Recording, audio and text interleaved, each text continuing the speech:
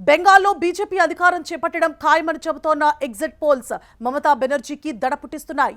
తన రాజకీయ జీవితంలో ఎన్నడూ లేని విధంగా అత్యంత కఠిన పరీక్షను ఎదుర్కొంటున్నారు దీదీ. గతానికి భిన్నంగా ఎలాంటి హింసాత్మక ఘటనలు లేకుండా అత్యంత భారీ పోలింగ్ నమోదు కావడం ప్రభుత్వ వ్యతిరేకతకు సంకేతంగా చెబుతున్నారు. ఈ నేపథ్యంలో ఎన్నికల సంఘం మీద మరింత దాడి చేస్తున్నారు మమతా బెనర్జీ. తాజాగా కౌంటింగ్ విధుల్లో కేంద్ర ప్రభుత్వ ఉద్యోగులను నియమించడాన్ని సవాల్ చేస్తూ తృణమూల్ కాంగ్రెస్ వేసిన పిటిషన్ను సుప్రీంకోర్టు తోసిపుచ్చింది. పశ్చిమ బెంగాల్లో ఓవైపు పోలింగ్ పూర్తయి ఓట్ల లెక్కింపు సమయం సమీపిస్తున్న కేంద్ర ప్రభుత్వం ఎన్నికల సంఘంపై తన పోరాటాన్ని ఆపటం లేదు ముఖ్యమంత్రి మమతా బెనర్జీ. తాజాగా ఓట్ల లెక్కింపు కోసం ఎన్నికల సంఘం కేవలం కేంద్ర ప్రభుత్వ రంగ సంస్థల ఉద్యోగులను మాత్రమే నియమిస్తూ తీసుకున్న నిర్ణయాన్ని తృణమూల్ కాంగ్రెస్ సవాల్ చేసింది. ఈ అంశంపై మమతా పార్టీ తొలుత కోల్కతా హైకోర్టును ఆశ్రయించింది. అయితే ఎన్నికల సంఘం నిర్ణయంలో ఎలాంటి తప్పు లేదని న్యాయస్థానం కొట్టివేసింది.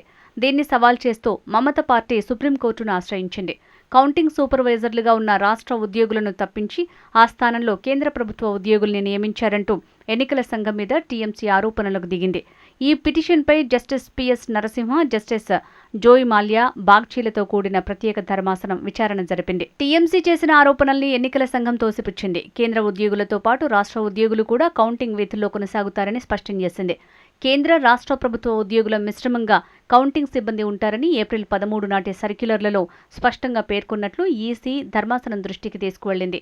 రిటర్నింగ్ అధికారిగా రాష్ట్ర ప్రభుత్వ ఉద్యోగి ఉంటారని, కౌంటింగ్ సిబ్బందిని నియమించే అధికారం ఆయనకు ఉంటుందని తెలిపింది.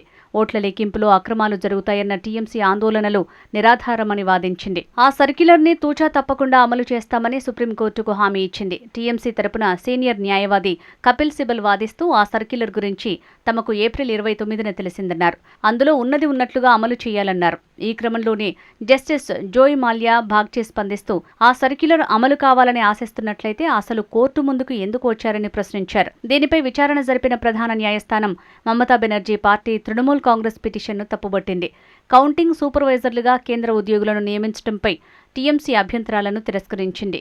మైక్రో అబ్జర్వర్ల ఎంపిక విషయంలో కేంద్రం ఎన్నికల సంఘం తీసుకున్న నిర్ణయాన్ని ఈ సందర్భంగా కోర్టు పూర్తిగా సమర్థించింది. రాష్ట్రమైనా కేంద్రమైనా ప్రభుత్వ ఉద్యోగులు వారి విధుల్లో భాగంగానే పనిచేస్తారు. వారికి ఎలాంటి విధేయతలు ఉండవు.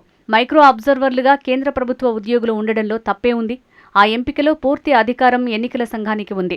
సిబ్బంది నియామకంపై రాజకీయ పార్టీలను ఈసీ సంప్రదించాల్సిన అవసరం లేదు. ఈ వ్యవహారంలో రాజకీయం చేయటం తగదు. హైకోర్టు తీర్పులో తాము జోక్యం చేసుకోబోమంటూ సుప్రీంకోర్టు తేల్చి చెప్పింది. ఈ విషయంలో ఈసీకి ఎలాంటి ఆదేశాలు ఇవ్వాల్సిన అవసరం లేదని కూడా స్పష్టం చేసింది. పశ్చిమ బెంగాల్లో ఇప్పటికే 2 దశల్లో అసెంబ్లీ ఎన్నికల పోలింగ్ పూర్తయింది. 4వ తేదీన జరిగే ఓట్ల లెక్కింపు కోసం ఎన్నికల సంఘం అన్ని ఏర్పాట్లు చేస్తోంది.